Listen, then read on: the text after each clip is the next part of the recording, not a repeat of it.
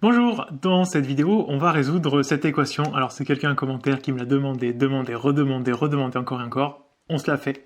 Cosinus x plus sinus x égale à 2. Et là, j'en vois venir certains déjà qui vont me dire, mais c'est hyper simple. Cos, il peut valoir 1, sin, il peut valoir 1, on n'a qu'à faire les deux égaux à 1 en même temps, et c'est terminé. Ouais, non. Parce que quand l'un quand il y en a un des deux qui vaut 1, l'autre fait 0. Donc ils sont jamais égaux à 1 en même temps. Ce qui fait que déjà dans R, on sait que ça n'ira jamais jusqu'à 2. Donc on va oublier l'idée de résoudre dans R, on va résoudre directement dans les complexes, il n'y a pas de solution dans R. Maintenant dans les complexes, comment est-ce qu'on peut résoudre ça? C'est pas hyper simple parce qu'on a deux problèmes, cos et sin, deux fonctions qui oscillent, mais c'est deux problèmes vraiment distincts. L'idée ce serait de réussir à les rassembler. Et une idée qu'on peut avoir, c'est de se souvenir que cos et sin, c'est les mêmes fonctions, simplement il y en a une qui est décalée de pi sur 2 par rapport à l'autre, qui est en retard ou en avance de pi sur 2 par rapport à l'autre. Pour ceux qui ont fait de la physique, on parle d'avance de phase ou de retard de phase.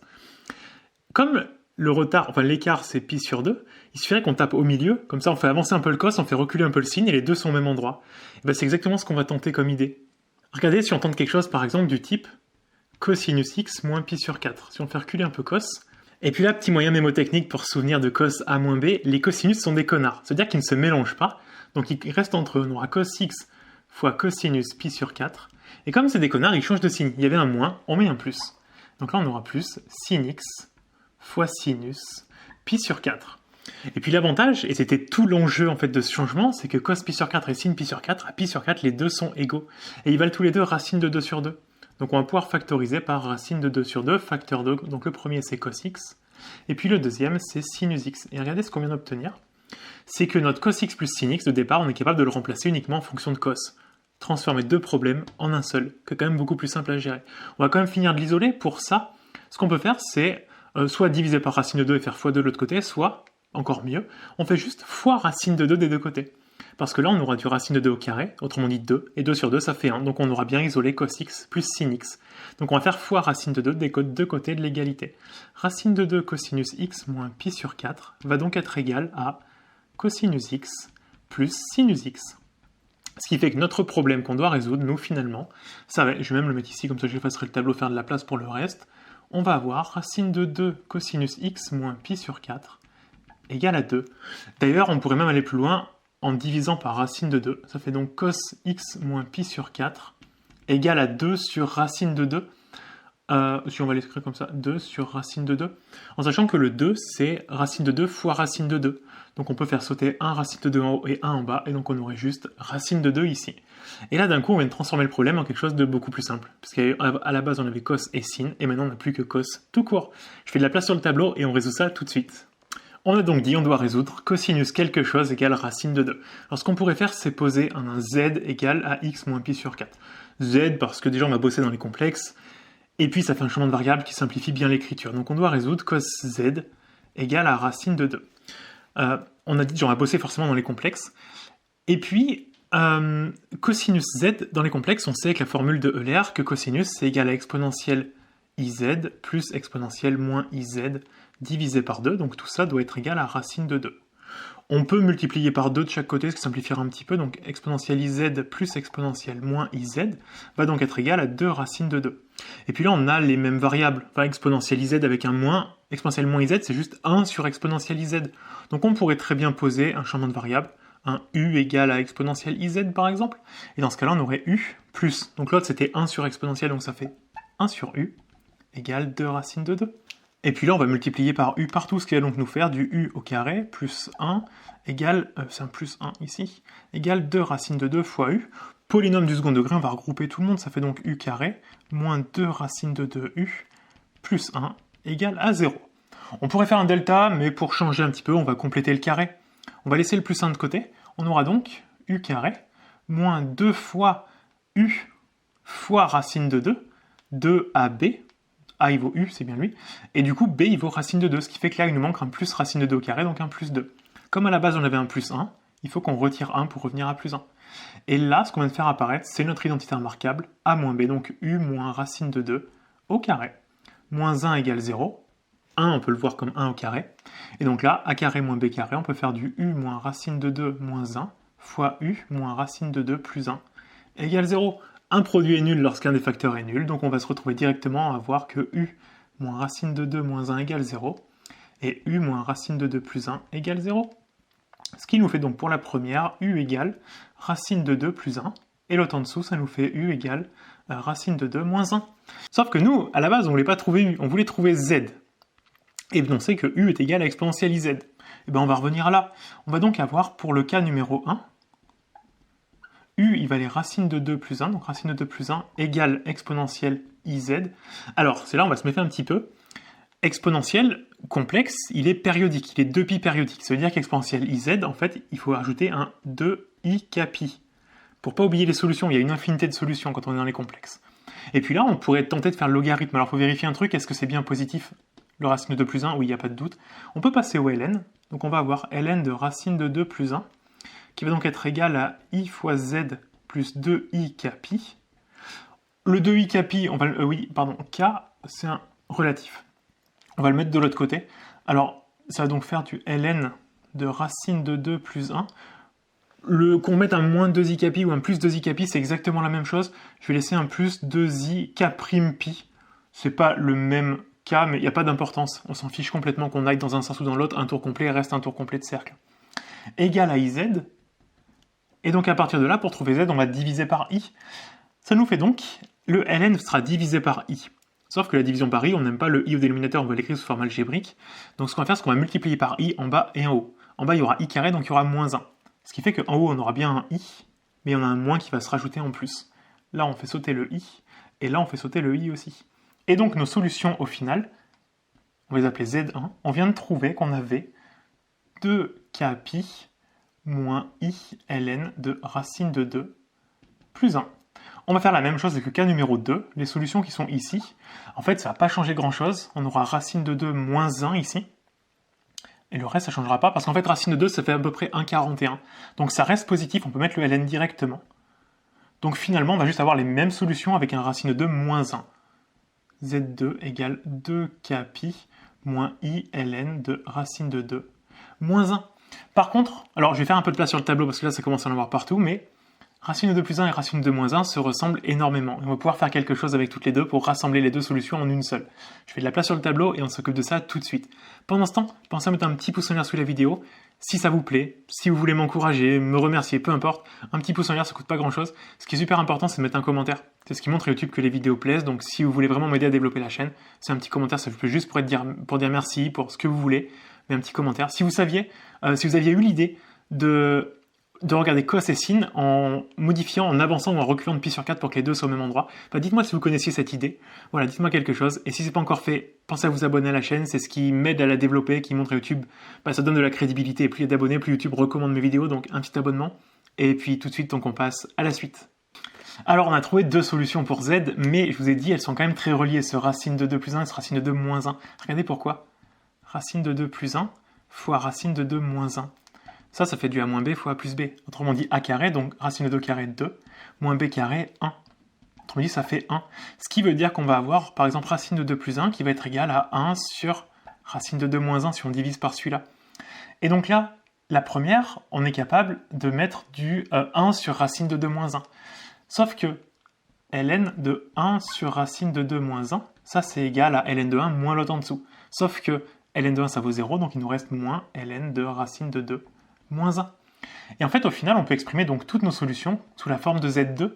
On va donc avoir des solutions sous la forme z égale 2k pi plus ou moins, parce que là on avait du moins, le moins ln ici va se transformer, on rajoute un moins, donc ça devient un plus. Et en fait, on aura plus ou moins celle-là, donc plus ou moins i ln de racine de 2 moins 1. Voilà l'ensemble des solutions avec z. Maintenant, il faut juste qu'on revienne à x du départ. Et donc on va avoir, comme z était égal à x moins pi sur 4, on va voir que x est égal à z plus pi sur 4. Donc là on va avoir pi sur 4 plus 2k pi plus ou moins i ln de racine de 2 moins 1. Voilà l'ensemble de nos solutions. Bon, en théorie, en pratique même, on a terminé, on a résolu. Maintenant ce qu'on va faire, c'est qu'on va essayer de comprendre l'idée qu'il y a derrière, de pourquoi est-ce qu'on arrive quand même à arriver à 2. Qu'est-ce qui peut nous faire en sorte qu'on arrive à 2? Je fais de la place sur le tableau, on va vraiment comprendre ce qui s'est passé derrière. Alors, si on essaie de comprendre pourquoi ça arrive à monter à 2, même si, ok, quand on est dans les complexes, à peu près tout est possible, mais pourquoi on arrive à 2?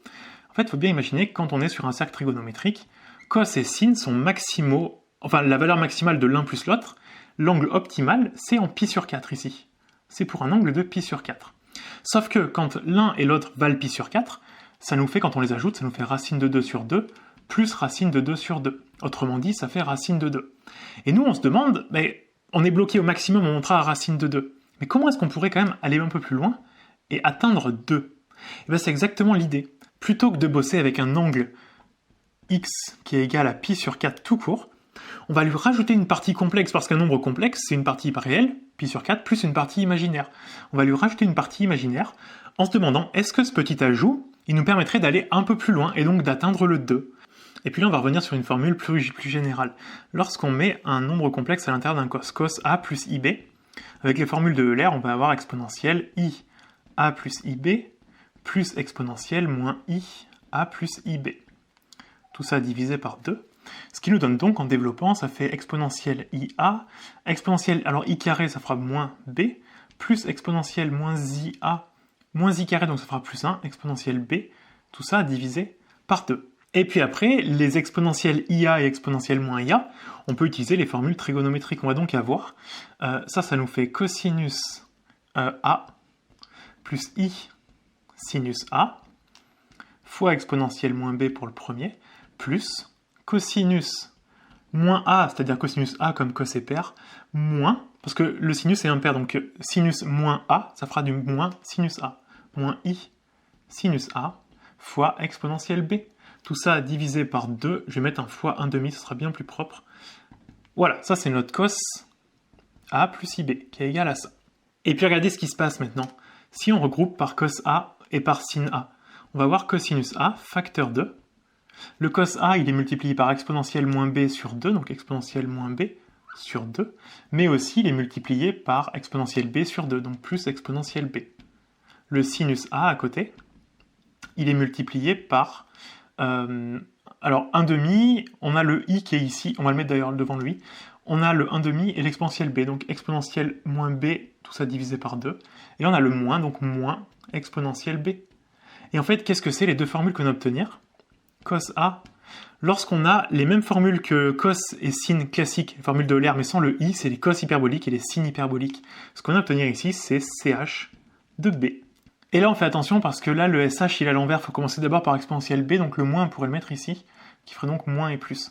Et donc là, on aurait moins I sinus A fois SHB. Bon, ça, c'est pour cosinus A plus B, on a la même pour sin A plus B, A plus IB, pardon. Ça nous fait cosinus A fois CHB plus I sinus A fois SHB. Et grâce à ça, on va être capable de calculer cosinus. On avait dit, notre angle qu'on cherche, on part de pi sur 4 et on ajoute IY plus le sinus pi sur 4 fois, pi sur 4 plus IY. On part de l'angle optimal dans les réels, et on essaie de le faire grandir grâce à une partie complexe. Et bien on va utiliser les deux formules du dessus, voir ce que ça nous donne. Et donc là on va obtenir, en remplaçant donc les A par pi sur 4, ça nous fait donc cos pi sur 4 CH de B qui vaut Y, moins I sin pi sur 4 SH de Y, plus, et pour le sin on fait la même chose, ça fait donc cos pi sur 4 CH Y, oui, plus I sin pi sur 4 SH de Y. On obtient donc, regarde, ensuite on remarque que les parties imaginaires s'annulent, le moins I sin, le plus I sin, c'est exactement les mêmes, ils s'en vont. On a donc 2 fois le cos pi sur 4 CHY. Mais cos pi sur 4, il vaut racine de 2 sur 2, avec le 2 qui est ici, il nous reste donc que de la racine de 2. Racine de 2, CH de Y. Et à partir de là, on a quasiment fini parce qu'en fait, notre cos plus sin, on sait à la base que c'était égal à 2 dans l'équation qu'on doit résoudre. Donc notre équation, en fait, on va la transformer en racine de 2 CH de Y qui doit être égal à 2. Et à partir de là, on peut remplacer, alors déjà diviser par racine de 2, et faire comme tout à l'heure, le 2 on le transforme en racine de 2 fois racine de 2. 1 racine de 2 en haut, 1 en bas se simplifie, il nous reste racine de 2, on a donc CHY égale racine de 2. Et puis le CH, on peut le remplacer par exponentielle Y plus exponentielle moins Y sur 2. égale à racine de 2. Et en fait, ça c'est l'équation qu'on a eue tout à l'heure. On multiplie par 2, on fait un changement de variable u égale exponentielle y, et on retrouvera les mêmes solutions. Ça, c'est pas la version la plus optimale. Hein. L'optimale, c'est celle qu'on a fait tout à l'heure. Mais là, c'est pour vraiment comprendre l'idée sous-jacente, que l'angle optimal dans les réels, là où on trouve le maximum, c'est le pi sur 4. Donc on se dit, c'est dans ce coin-là qu'il faut partir. Ça ne peut pas être ailleurs. Donc on va partir de ce pi sur 4 et on va rajouter une partie complexe pour essayer d'aller plus loin que la valeur maximum dans les réels, qui est racine de 2. On rajoute ce i, on voit apparaître le cos hyperbolique et le sin hyperbolique, c'est ces quantités-là qui nous permettent d'aller plus loin, et donc d'atteindre le 2. Voilà, on en a fini pour cette petite vidéo. J'essaierai de faire une animation à nouveau, que vous visualisiez comment ça se passe, si on arrive à le voir, en rajoutant la partie complexe, comment on arrive à faire grandir en fait notre somme. Si j'arrive à faire l'animation, je vous la mets dans la suite de la vidéo. Voilà, on en a fini pour cette petite vidéo, j'espère qu'elle vous a plu. Pensez vraiment à mettre un petit pouce en l'air, ça fait trop plaisir, ça remercie. Ça me prend pas mal de temps à faire ces vidéos, à les monter, faire les animations, enfin bref. C'est juste un petit remerciement. Pensez à mettre un petit commentaire, ça c'est super important pour dire merci, pour dire si vous avez appris des choses. L'idée d'augmenter de pi sur 4 ou de diminuer de pi sur 4, enfin bref, un petit commentaire. Et si c'est pas encore fait, abonnez-vous à la chaîne. Ça c'est super important pour m'aider à la développer, à la faire grandir. C'est ce qui montre à YouTube, ça donne de la crédibilité, donc YouTube aide à recommander encore plus mes vidéos. Donc un petit abonnement. Et moi je vous dis à bientôt pour une prochaine vidéo.